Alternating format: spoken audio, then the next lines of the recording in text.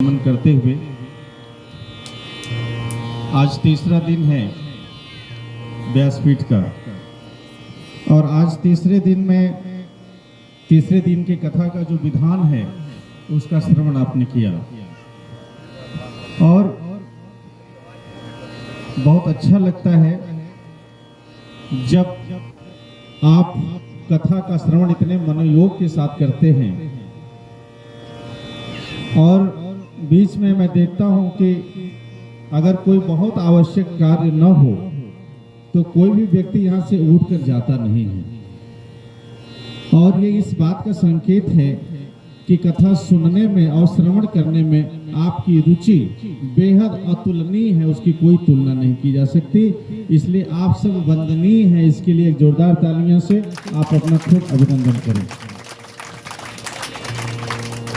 जब कथा होती है तो कथा के घटनाक्रमों पर जो प्रतिदिन घटनाक्रम होते हैं कथाओं में, चाहे लोगों का आना जाना हो, चाहे आपस की बातचीत हो, कोई विशेष उपस्थिति हो या कोई अनुपस्थिति हो, सभी प्रकार के घटनाक्रमों का अगर आप निगाह डाल करके ध्यान से अगर उसको देखेंगे तो आपको लगेगा कि जहाँ भी कथा होती है वहाँ कुछ न कुछ विशेष प्रकार की घटनाएं या विशेष प्रकार की उपस्थिति जरूर होती है। और कहते हैं कि परमात्मा कथा सुनने के लिए जरूर आता है, अपने रूप बदल करके आता है। तो न जाने इसमें से किसके शरीर को धारण करके परमात्मा कथा श्रवण करने आता है, इस बात का आभास आपको नहीं होता। इसलिए कम से कम आपको इसका अंदाजा तो होना ही चाहिए कि अगर आप कथा श्रवण करने के लिए नियमित 7 दिन तक आते हैं तो किसी न किसी दिन आपके ऊपर परमात्मा की विशेष कृपा जरूर होगी, इसमें कोई संशय नहीं है। इस बात के लिए आप बधाई के पात्र हैं और आपको शुभकामना है कि परमात्मा की कृपा आपको प्राप्त हो। और आपने देखा कि प्रथम दिन कथा में शंखनाद से शुरुआत हुई और एक ऐसे शंख के योगी जिनको पूरी दुनिया में जाना जाता है, उनके शंखनाद से यहाँ के कथा की शुरुआत हुई। ये कोई छोटी मोटी घटना नहीं है और भगवान श्री कृष्ण का सबसे प्रिय वाद्य ही शंख है। और उन्हीं के कथा का श्रवण और उन्हीं के नगरी से आदरणीय भारती दीदी जी का आगमन हुआ है, जहाँ पे रह के ये साधना कर रही है गोकुल वृंदावन मथुरा में, और वहां से आगमन होना और इनका स्वागत काशी में प्रथम बार शंखनाद से होना, भगवान के सबसे प्रिय वाद्य से होना, ये सौभाग्य भी सभी कथावाचकों को प्राप्त नहीं होता। ये साधना की ऊंचाई बताती है कि साधना की ऊंचाई किस प्रकार की है। उसी प्रकार से कथाओं में घटनाक्रम भी घटित होते हैं। इस बात से आप सहमत हैं? अगर सहमत हैं तो तालियां बजाते रहिए।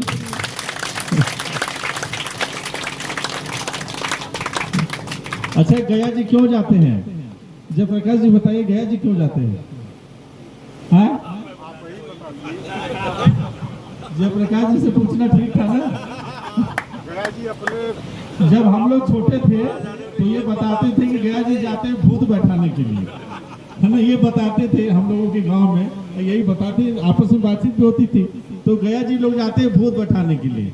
अच्छा, भूत है कौन? भूत कौन है जिसको बैठाया जाता है?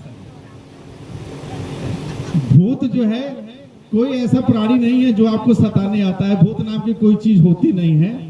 भूत वो होता है जो अभूतपूर्व हो जाता है, जो व्यतीत हो जाता है, जो जीवन में बीत गया वही भूत हो जाता है और वही हमारा पीछा करता है। जो हमारे अंदर दुर्विचार है, दुर्गुण है, बेविचार है, वही भूत है, वही हमें परेशान करता है। अगर इंसान निश्चल मन से हो जाए तो भूत प्रेत कुछ होता नहीं है। भूत जो है जो बीत गया, प्रेत जो है जो आने वाला है, जिसका डर सताता है कि पता निकल क्या होगा, वो प्रेत है।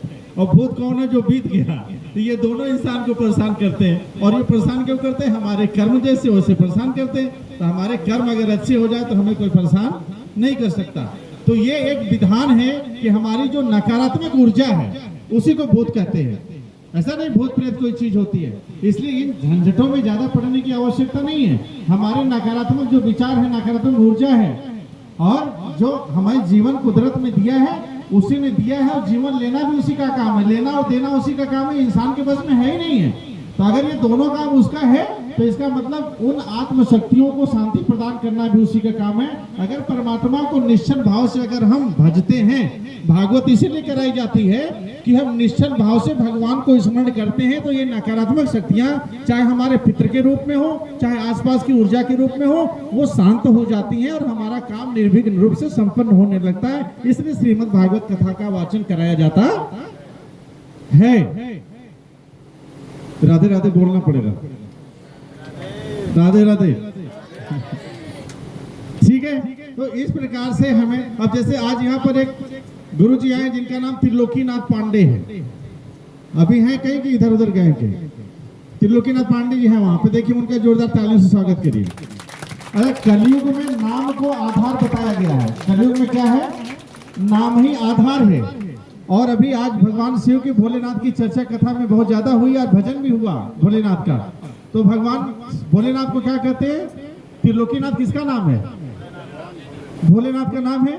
और कहते हैं कि भगवान अपनी कथा सुनने के लिए जरूर आते हैं। तो त्रिलोकीनाथ जी के रूप में आ गए कि नहीं आ गए? आज वहां पे आ गए ना, तो उनका स्वागत करिए। हो सकता है भोलेनाथ हो, तो त्रिलोकी भी है, नाथ भी है और पांडे भी है ना।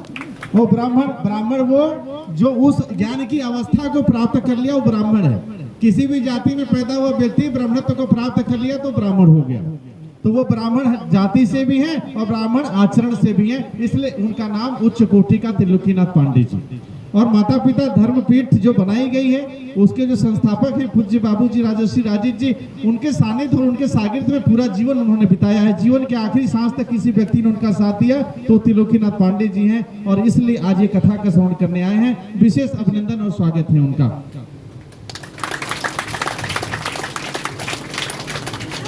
तो कथाओं में जिस प्रकार की चीजें होती हैं, जैसे दीदी ने कहा कि आपके चेहरे पर मुस्कान होनी चाहिए, हंसी होनी चाहिए, मुस्कुराहट होनी चाहिए। अभी कल मैं कमरे में बैठा था, आचार्य जी शिवम जी थे, दीदी थी और ये निकिता जी थी। हम लोग बैठ के कुछ आज की कथा के बारे में चर्चा कर रहे थे। एक छोटा सा बच्चा कमरे में आ गया, मैंने हंस दिया, मेरी हंसी सुन के वो डर के भाग गया कमरे से। तो दीदी ने बोला कि यही बच्चा बार बार आता था कमरे में, आज आपने डर दिया, वो मेरे पास आएगा भी नहीं। मैं उसको बार बार देखनी चाहती हूँ कि वो आए मेरे पास आशीर्वाद देने के लिए। तो ऐसा भी हंसना भी ठीक नहीं होता कि हंसने से डर हो जाए। अगर मैं हंसूं और आप सब डर जाए और कल से मुझे बुलाए ना, यहाँ पे मना कर दे, तो ये भी ठीक नहीं है। तो इसलिए आप तैयार हो जाइए। अगर हंसने का मूड हो तो हंसा जाए, नहीं तो इसको टाल दे कल के लिए, तो मूड बना लीजिए, तो कल हंसा जाएगा। क्या आप सबका क्या मन है? आज ही, कल पे नहीं? अरे बाप रे। तो एक शर्त है, फिर सबको हंसना पड़ेगा और खुल के हंसना पड़ेगा। मेरी हंसी का इंतजार नहीं करना पड़ेगा। मेरा इंतजार सिर्फ इसलिए करिए कि मुझे कंपटीटर के रूप में देखिए, कंपटीशन के रूप में, कि सब लोग हंसेंगे, मैं भी हंसूंगा, और जो सबसे अच्छा हंसेगा उसे व्यासपीठ से प्रसाद मिलेगी। अगर मैं जीत गया तो प्रसाद मैं लेके चला जाऊंगा, अगर आपने जीत लिया तो प्रसाद आपको मिलेगी। और हो सकता है कि हमारे जो संगीत कलाकार हैं, जिनकी जितनी तारीफ की जाए कम है। अभी तो इनका परिचय हो रहा है, उनका नाम अभी आप लोग नहीं जान पाए कलाकारों का, तो मैं कल कलाकारों का विधिवत नाम के साथ भी परिचय करवाऊंगा, क्योंकि कलयुग में नाम आधार होता है। इनका भी नाम बार बार अगर हम लोग लेंगे कलाकारों का, तो इनके नाम का महत्व भी आकाश में गूंजेगा। तो आकाश जी अपने रिकॉर्डिंग के माध्यम से सत्संग प्रेरणा चैनल पर ले जाएंगे आकाश तक कलाकारों को भी। तो ये सब चीजें भी होती रहनी चाहिए, कलाकारों का परिचय भी होना चाहिए। तो हाँ, यहाँ प्रतीक जी हैं जो बिल्कुल सामने देख पा रहे हैं आप। प्रतीक जी, ये बैंजो है ना? हाँ, आर्गन पर हैं प्रतीक जी।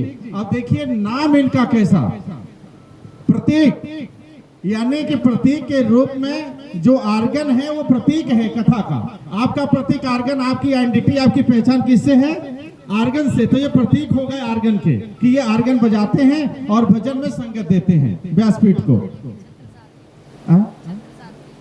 और आपका छत्रसाल। अब देखिए छत्रसाल, अभी प्रतीक जी की बात हो रही थी। तो कोई भी काम अगर हम करते हैं तो सोचते हैं कि प्रतीक के रूप में स्थापित हो जाए, ये अमिट हो जाए, कभी मिटे ना, प्रतीक बन जाए। तो प्रतीक जी काशी की भूमि पर प्रथम बार आए हैं, तो ये हमेशा हमेशा के लिए हम सबकी स्मृति में अमिट हो गए। ये प्रतीक हमेशा बना रहेगा, इसलिए इनका जोरदार तालियों से अभिनंदन करें, स्वागत करें। और ये पहली बार मैं देख पा रहा हूँ, मैं कई कथाओं में गया हूँ पहली बार प्रतीक जी को देख रहा हूँ कि बहुत बर्दाश्त करके यहाँ पर हम लोगों का साथ दे रहे हैं, वरना ये बर्दाश्त करते नहीं है, ये मैं जानता हूँ इनको, लेकिन बहुत बर्दाश्त किया इन्होंने। इसके लिए बहुत इनकी तारीफ लगातार करते रहिएगा 7 दिन तक, नहीं अगर बर्दाश्त नहीं कर पाए तो बड़ी गड़बड़ हो जाएगी, इसलिए इनकी तारीफ करते रहिएगा और इनके लिए तालियां बजाते रहिएगा। और जजमानों से निवेदन है जब व्यासपीठ पर आए तो कलाकारों का भी सम्मान रोज जरूर जाके करें, नहीं तो बड़ी दिक्कत हो जाएगी। अच्छा हमारे बीच जो छत्रसाल जी है, आप छत्रसाल जी है ना, हाँ तबले पर हैं, तबले पर छत्रसाल जी हैं। अब देखिए आप तबला बजाते हैं और तबला का जब नाम आता है तो पंडित किशन महाराज का नाम आ जाता है तबला वादक के रूप में, और वो काशी की भूमि के रहने वाले थे। और पंडित किशन महाराज जी जब जीवित थे दुनिया में तो मुझे ये सौभाग्य प्राप्त है कि जब उनके कार्यक्रम हुआ करते थे तो उनके कार्यक्रमों के मंचों का संचालन मैं किया करता था। पंडित किशन महाराज की वो विश्व प्रसिद्ध तबला वादक थे, तो उनका सानिध्य प्राप्त करने का मुझे अवसर प्राप्त हुआ। जब कोई तबला वादक मेरे सामने किसी कार्यक्रम में, कहीं भी संगीत कार्यक्रमों में, कथा में दिखता है तो मुझे पंडित किशन महाराज की याद आ जाती है, क्योंकि उन्होंने तबला को ऊंचाई प्रदान किया। तो कहीं न कहीं उस परंपरा को पोषित कर रहे हैं, और नाम भी छत्रसाल है, तो ये बड़ा विशेष प्रकार का नाम है। दूसरा नाम आज तक छत्रसाल मैंने सुना नहीं कभी किसी का। आपने सुना क्या? किसी ने सुना? नहीं सुना, तो इसलिए जोरदार तालियों से अभिनंदन करिए, स्वागत करिए उनका। अरे बाप रे बाप, अगला नाम लूंगा तो आप खुद ही हंस पड़ेंगे। मालूम है क्या नाम है आपका? वाद्य कौन सा है? पेड़, हाँ पेड़ है। और इस पर जो बजा रहे हैं वो भाई का नाम है, जो कलाकार उनका नाम है भगवान। क्या नाम है? भगवान सिंह।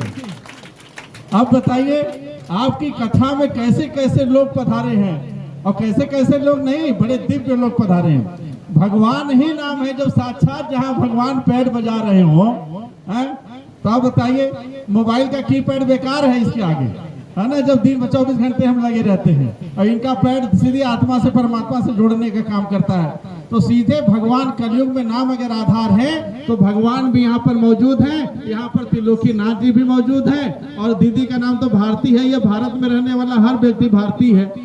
अब इससे बड़ी बात क्या हो सकती है, इससे सुंदर नाम क्या हो सकता है? और मेरा नाम भारत है, और शिवन जी ने मुझे भागवत भी बना दिया, तो मैं भागवत भी हो गया।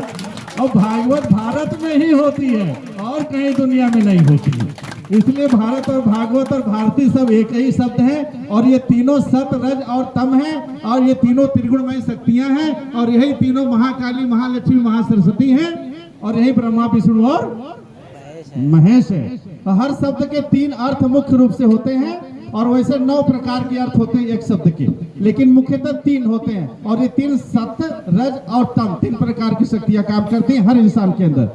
तो मुझे आज कथा हम लोगों को समय से विराम भी देना था, और 4 बजे के पहले कथा खत्म करनी थी। अभी 3:30 बजने वाला है, तो मुझे लगता है कि आप अभी आराम से होंगे माताएं बहनें।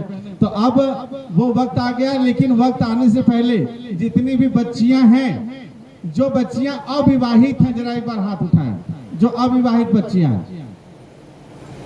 और ये जितने भी अविवाहित बच्चियां हैं, कल इन बच्चियां तो वैसे सब अच्छी हैं, सब सज धज के कथा सुनने आती हैं, और जो ठाकुर जी को लेकर के आती हैं उनका तो कुछ पूछना ही नहीं। 3 बच्चियां ऐसी हैं जो ठाकुर जी को लेकर के रोज आती है सज धज करके। तो ये देख लीजिए ठाकुर जी का स्वरूप भी जो यहाँ पर स्थापित होता है, यहाँ जजमानों के परिवारों के द्वारा, उसमें भी 3 ठाकुर जी आते हैं। और 3 ही क्यों आते हैं? 4 भी हो सकते थे, 2 भी हो सकते थे, 1 भी हो सकते थे। तो ये त्रिलोकीनाथ जी की वजह से है, दीदी जी बता रहे कि त्रिलोकीनाथ जी की वजह से 3 ठाकुर जी यहाँ पर आते हैं। तो ये सारी बच्चियां कल सज धज करके आएंगी और अच्छे से, और कल भगवान की भजन पर, भगवान की भजन और कथा जहाँ हो वहाँ बच्चियां अगर नृत्य कर दें तो साक्षात स्वर्ग उतर जाता है। तो नृत्य करना और डांस करना और नाचना, ये भी तीनों सतरज और तम, तीनों में बड़ा अंतर है। इसलिए जो आध्यात्मिक नृत्य होता है उसे नृत्य करते हैं, जो भगवान के लिए हम नाचते हैं उसे नृत्य कहते हैं। और बाकी तो ये बच्चियां जो है कल आएंगे और भगवान के लिए नृत्य करें। क्यों? क्योंकि कल भगवान का जन्मोत्सव भी मनाया जाना है। तो भगवान का जब जन्म होता है तो क्या मनाते हैं? खुशी मनाते हैं ना। तो खुशी मनाने के लिए कल अच्छा सा भजन हमारे प्रतीक जी आपको देंगे, और उस भजन पर हम भगवान के जन्मोत्सव का नृत्य करके उनका स्वागत करेंगे, अभिनंदन करेंगे। और उनके जन्मोत्सव की पूरी संध्या पर यानी कि एक दिन पहले हम हंसी के साथ उनके आगाज को कर दें कि कल वो आने वाले हैं, तो आज हम इतने ठहाके लगा दें कि कल वो आ ही जाए, वो टाले ना कि नहीं हम कल के बजाय परसों आएंगे। ठीक है, तो कौन कौन हंसेगा? अब जब हंसने का काम भी करने के लिए 10% 20% लोग तैयार हैं, तो दुनिया में ऐसा कौन सा काम है जो सब लोग करना चाहते हैं? कोई आदमी दुनिया का नहीं मिलेगा जो ये कहे कि मैं खुश रहना नहीं चाहता, मुझे सुकून चाहिए, शांति चाहिए, खुशी चाहिए, हंसी चाहिए। यही तो भगवान से मांगते हैं। और मैंने कहा कितने लोग हंसना चाहते हैं, तो बोले 20% हंसना चाहते हैं। तो फिर और क्या चाहिए आपको? फिर भगवान की भक्ति करने का कोई मतलब ही नहीं है। कथा बंद करते कल से। अब कितने लोग तैयार हंसने के लिए? हाँ, अब 75% लोग हो गए। अब कुछ लोग ऐसे हैं जो हंस नहीं पाएंगे, हंसने की स्थिति नहीं है, तो अब वो क्या करेंगे? उनको जबरदस्ती हंसाना भी ठीक नहीं है। नहीं कोई और दिक्कत हो गई तो परेशानी हो जाएगी। तो कल जैसे मैं हंसा था, वो बच्चा डर के कैसे भाग गया। अच्छा, जब मैं हंसता हूँ तो सड़कों पर एक्सीडेंट भी हो जाते हैं, ये भी डर रहता है। इसलिए मैं सड़क पे नहीं हंसता, क्योंकि मैं अगर हंस दिया सड़क पे तो वो लोग अचानक से मुझे देखने के चक्कर में आपस में ही लड़ जाते हैं, और लड़ जाते हैं तो एक्सीडेंट हो जाते हैं। और फिर कभी के मेरे खिलाफ कोई FIR हो गई तो क्या होगा? इसलिए मैं पब्लिक को एक जगह एकांत में हंसाता हूँ कि कोई घटना घटे न हो। तो इसलिए मैं कोई चुटकुला सुनाने वाला नहीं हूँ कि चुटकुला सुन के आपको हंसना है। मैं हंसूंगा, आप हंसेंगे, और सबको हंसना है। सबने वादा किया है, सबने वादा किया है ना। आकाश जी, आपको भी हंसना है ना? आपकी तरफ भी निगाह है लोगों की।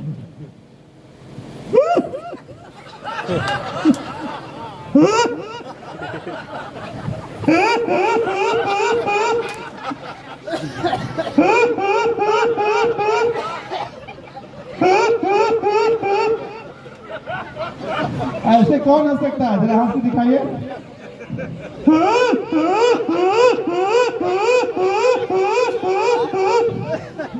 सिर में सूट कर लीजिए, बड़ा काम आएगा आपको।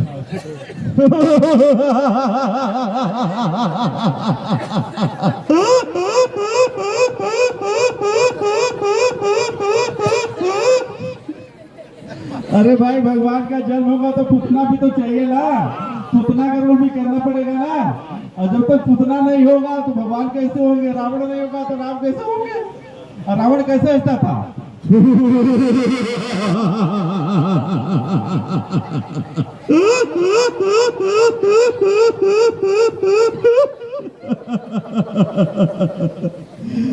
अब सब लोग जरा हंसे तो ठहाके मार के, अपनी अपनी हंसी हंसी। जैसे आप हंसते हैं सबको हंसना है ठहाके मार के, तभी भगवान प्रसन्न होंगे और भगवान को सबसे सुंदर चढ़ावा होगा। जब आप हंसते हैं तो परमात्मा के सबसे करीब होते हैं। इसलिए आप सब लोग ठहाके मार के हंसिए, और मैं भी हंसता हूँ। सब लोग हंसिए। हाँ, शुरू करिए। सुभाष जी, आप ही शुरू कर दीजिए।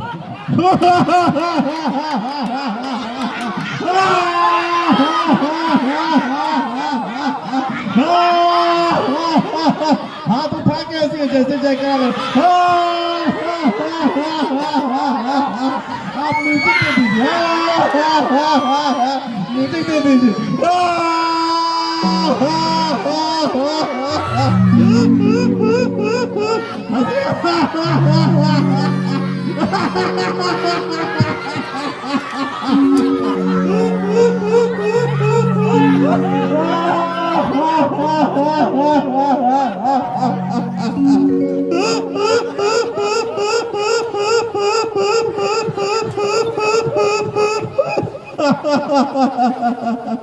कुछ लोगों के तो आंसू निकल गए। अब बहुत सारे लोग ऐसे जो जीवन में कभी हंसे नहीं।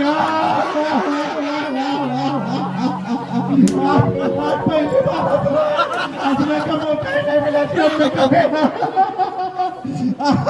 और जिनकी पत्नियां अभी साथ में हो तो बिल्कुल नहीं हंसते।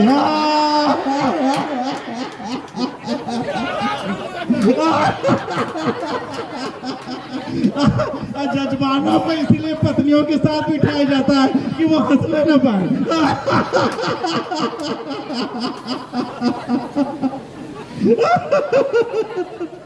तो इसलिए जजमान बनने से पहले 100 बार सोचा करिए और उसका आगे मत जाया करिए, नहीं तो हंसी बंद हो जाएगी।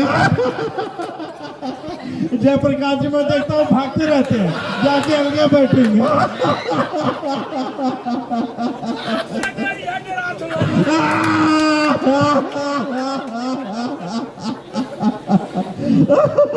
हर हर